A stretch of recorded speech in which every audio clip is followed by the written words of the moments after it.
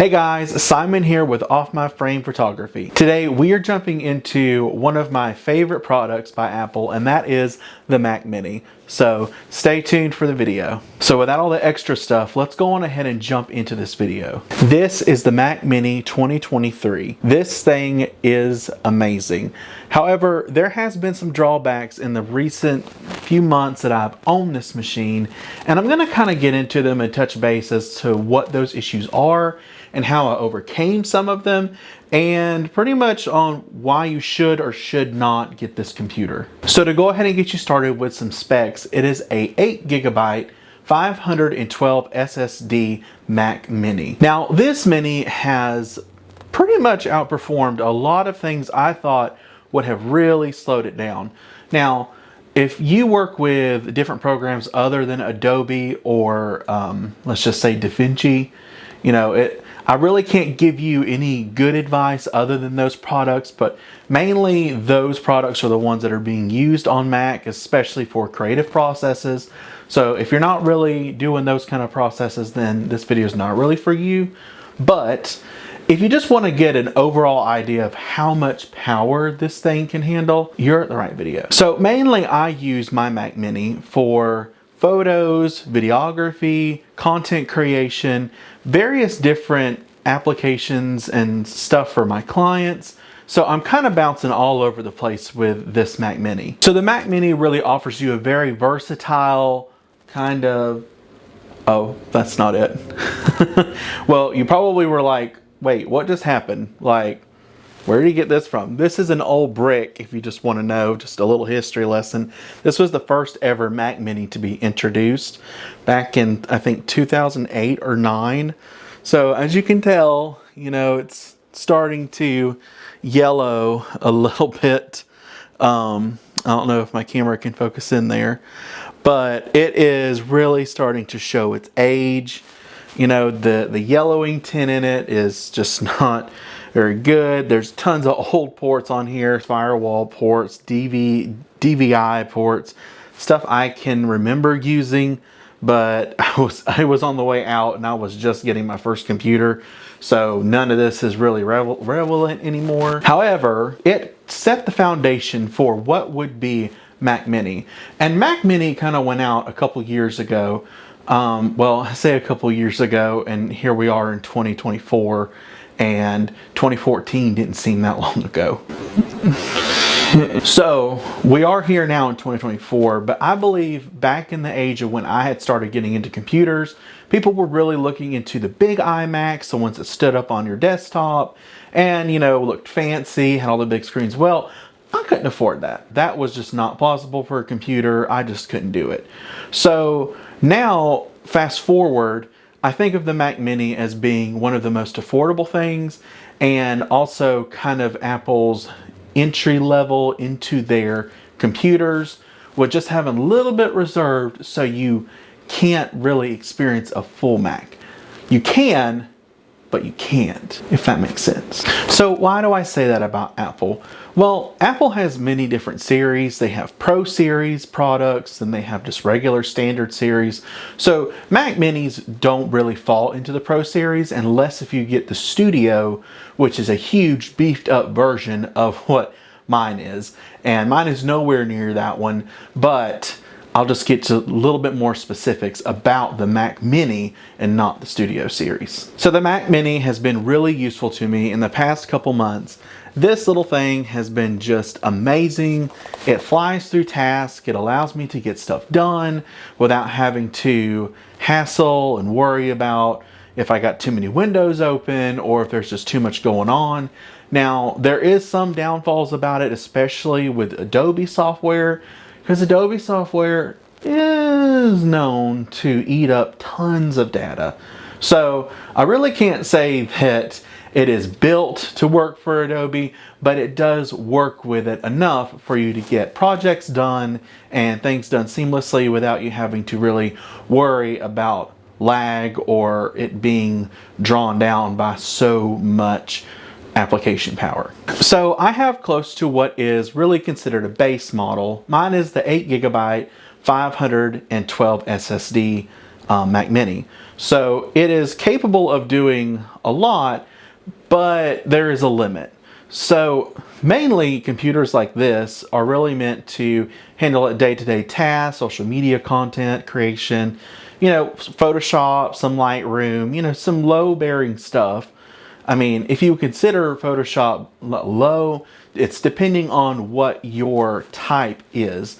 So if you're doing something that's heavily creative, painting, studio stuff that is very meticulous, or photos that are humongous and you're dealing with something, just extravagant and huge amounts of workloads, it's definitely not going to be for you. You would definitely need to jump up until you get to like the 16 gigabyte or more. So that is just this one is just that baseline. So I went on ahead and got the 512 with the 8 gigabyte. And I did that because I really and truly wanted to test and see how a base model would handle being able to do day-to-day tasks, but with just a hint more of storage.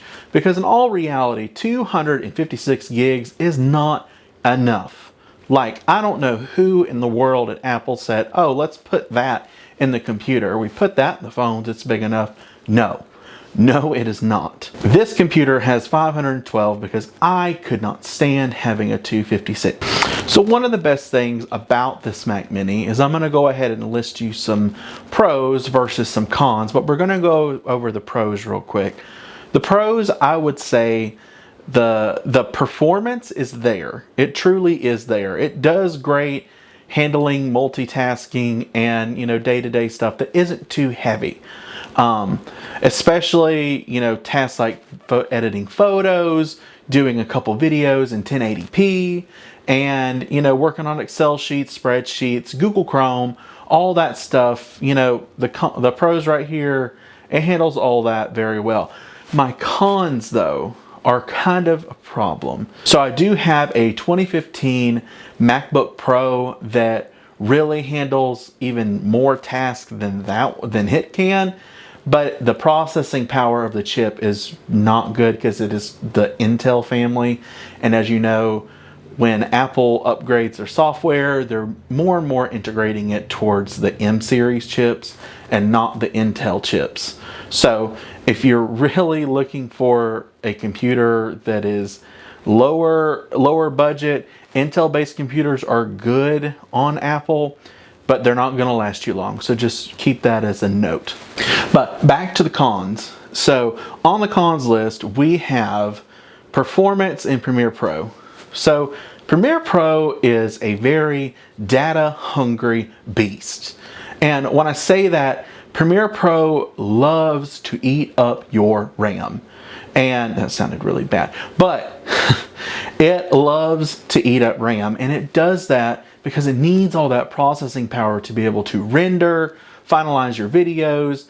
And I mean, it's great that it uses all that to try and make the performance better for you, but it ends up in the long run really messing up your workflow when you're trying to work on something that's just basic, or even something that's just a little bit heavier. And just a note, I forgot to add this to the pros con, so one more pro for this one.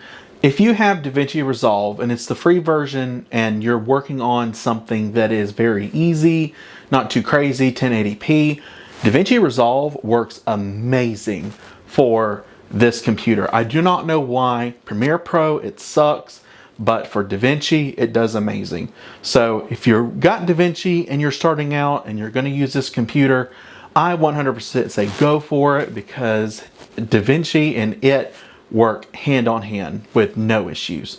But back to the cons. So remember when I was talking about the multitasking ability of this computer?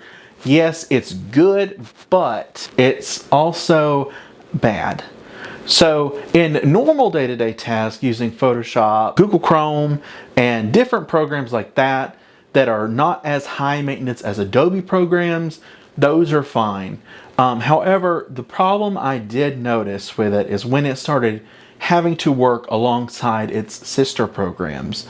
Adobe Premiere, Photoshop, Lightroom, Illustrator, when all those, or even 2 or 3 or more, were opened, I could start seeing that computer was really having a problem. and it struggles because it's only 8 gigabytes. Now, it's not to hit on the computer as a whole, because yes, 8 gigabytes isn't much, but it should be enough to be able to power one of those big programs. Now, Photoshop and Lightroom work together perfectly and seamlessly on that computer when they're open together. But as soon as you open Premiere Pro wants to snatch every bit of memory that is possibly available. So it's not really good to get this computer if you're going to be using multiple programs at that one time. So I would highly suggest you not getting this computer just because of that. A downfall is heavy multitasking is one of the cons of this computer. Now, as you see, I have pros here and I have cons, and the pros really outweigh the cons if you are entry level or doing stuff that is very basic in necessity and not very demanding. Now, demanding applications are a completely different story.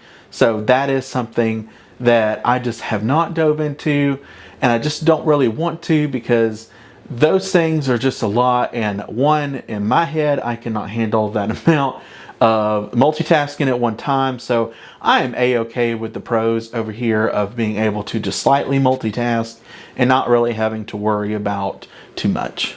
So I really hope this video helped you today in understanding what's right for you. The pros listed here and the cons listed here. So if you're really big into Premiere Pro and all these bigger, heavier applications, I would suggest not going forward with it if that's going to be your main priority, especially if you're working in 4K. It's just not going to be a viable computer for it. But if you're going for something of where you're working with 1080p, which is pretty much most applications and actual, Facebook, Instagram stuff, quick reels, it's great. It does it, handles it like a champ with no problems.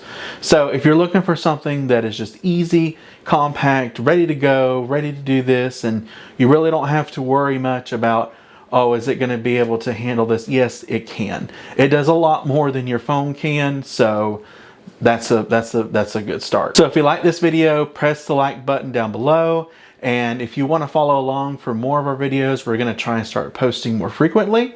You can hit the subscribe button, and we would just appreciate that so much. So thank you. You guys have an awesome day.